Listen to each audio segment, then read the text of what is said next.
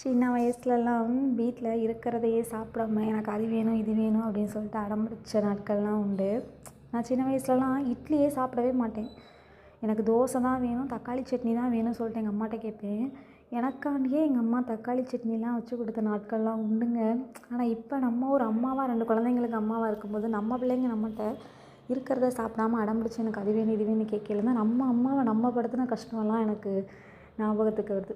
என் பையன் பெரியவன் வந்து இப்போ கிடையாது, அவன் ஒரு 3-4 வயசு இருக்கும்போதெல்லாம் தக்காளி சட்னி இருந்தால் தான் சாப்பிடுவேன் அப்படிங்கிற மாதிரி சொல்லுவான். எனக்கு அப்படியே அந்த 1 செகண்ட் நம்ம சின்ன பிள்ளையில சொன்ன ஞாபகம் வந்துடும். நம்ம அப்படி தானே அடம் பிடிச்சிருப்போம், நம்ம அப்படி தானே நம்ம அம்மாவை கஷ்டப்படுத்தியிருப்போம் அப்படின்னு எனக்கு தோணும். ஆனால் இப்போ ஆஃப்டர் மேரேஜுக்கு அப்புறம் எதுனாலும் சாப்பிட்றது. இப்போ பிடிக்காத ஐட்டம்ஸே இல்லை, எல்லாமே பிடிக்குது, இருக்கிறத சாப்பிடுவோம் அப்படிங்கிற மாதிரி ஒரு மைண்ட் செட்டுக்கு வந்தாச்சுங்க.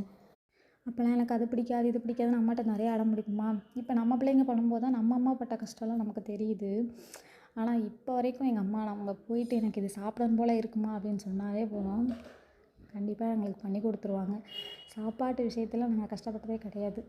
அந்தளவுக்கு எங்களுக்கு பிடிச்சத நாங்கள் கேட்குறத எங்கள் அம்மா பண்ணி கொடுத்துருவாங்க. ஆனால் அப்போவே எங்கள் அம்மா ஒரு வார்த்தை சொல்லுவாங்க, உங்கள் பிள்ளைங்கள்லாம் வளர்ந்து வந்தால் தான் உங்களுக்கு தெரியும் எங்களோட அருமை அப்படின்னு சொல்லுவாங்க.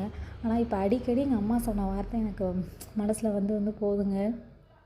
அதான் இப்போ அந்த இட்லி அவிக்கும்போதே அந்த சின்ன வயசில் நான் தக்காளி சட்னி இருந்தால் தானே சாப்பிடுவேன் அப்படின்னு சொன்ன அந்த ஞாபகங்கள்லாம் எனக்குள்ளேயே வந்தது.